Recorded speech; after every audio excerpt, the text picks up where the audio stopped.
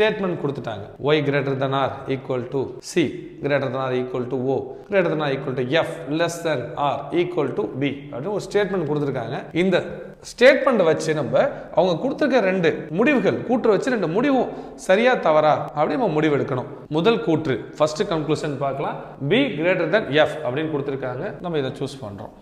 f பாருங்க, f வந்து r விட சின்னது, அந்த r வந்து b க்கு ஈக்குவல். அப்படின்னா என்ன அர்த்தம்? f வந்து b விட கண்டிப்பா கம்மியா தான் இருப்பாங்க. f வந்து b விட கண்டிப்பா கம்மி. அப்ப அவங்க ஃபர்ஸ்ட் கொடுத்திருக்க கன்க்ளூஷன் கரெக்ட். ரெண்டாவது என்ன சொல்லிருக்காங்க? r greater than c, r வந்து c விட பெருசா அப்படின்னு கேட்டிருக்காங்க. c இங்க இருக்கு, r இங்க இருக்கு.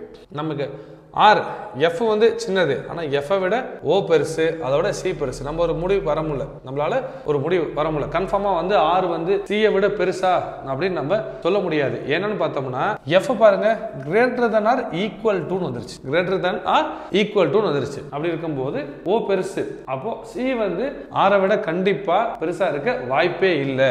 இந்த பாசிபிலிட்டி இருக்க சான்ஸே கிடையாது. ஸோ இந்த கூற்று தவறு. கேள்வி 135க்கு வந்து 1 மட்டும் தான் correct. Option A 1 only correct.